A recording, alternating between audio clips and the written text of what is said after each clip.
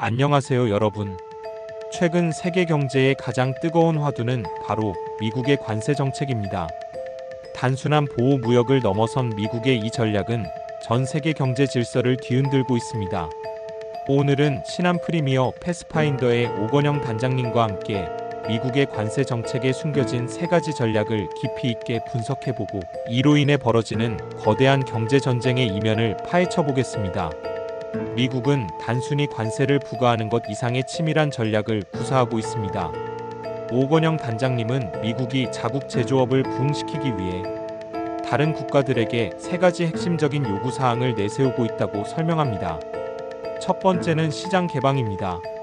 미국은 베트남, 인도네시아, 필리핀과 같은 동남아시아 국가들에게 시장을 활짝 열라고 요구합니다.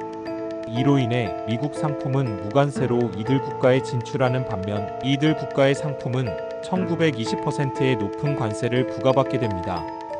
또한 한국, 일본, 유럽연합 EU 등 동맹국들에게는 시장 개방과 함께 미국산 LNG 같은 에너지 구매까지 요구하고 있습니다.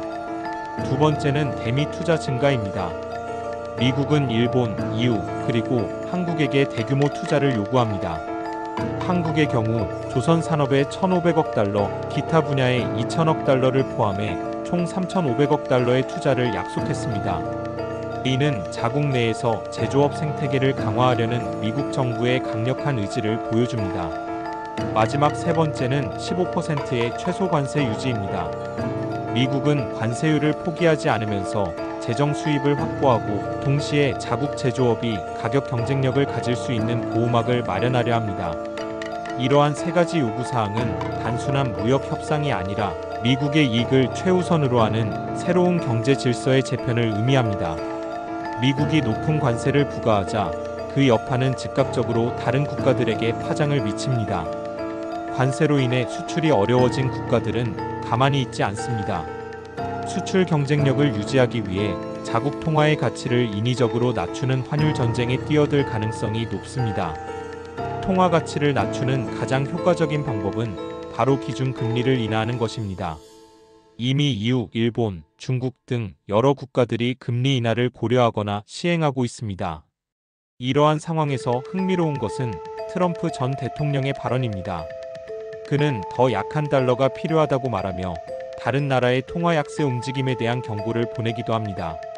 이는 곧 미국 역시 환율 전쟁에 동참하거나 최소한 이를 용인할 수 있음을 시사하는 것입니다.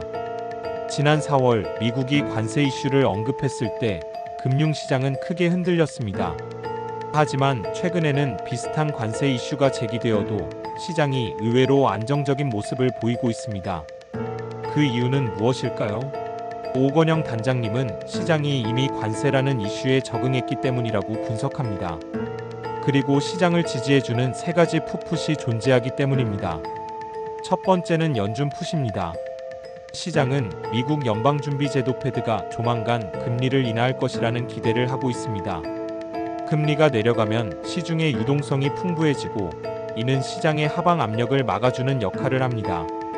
두 번째는 트럼프 풋입니다. 트럼프 전 대통령이 시장 상황에 따라 관세 정책을 유연하게 조정할 것이라는 기대감입니다. 그의 예측 불가능성이 오히려 시장에는 변동성을 관리해 줄 수 있는 여지를 제공하고 있는 셈입니다. 세 번째는 재무부 풋입니다. 관세로 인해 경제 성장이 위축될 경우 미국 정부가 이를 보완하기 위해 감세 및 규제 완화 등 재정적 부양책을 쓸 것이라는 기대감입니다. 이 세 가지 풋이 시장의 하락을 막아주는 안전망 역할을 하고 있습니다. 미국의 관세 정책은 단순한 경제적 이슈를 넘어 전 세계의 무역 질서를 근본적으로 바꾸고 있습니다. 우리는 이 변화의 흐름을 정확히 이해하고 우리 경제에 미칠 영향을 면밀히 분석해야 합니다.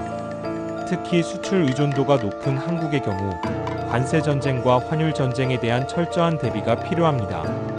미국의 전략을 꿰뚫어보고 우리의 생존을 위한 최적의 길을 찾아야 할 때입니다.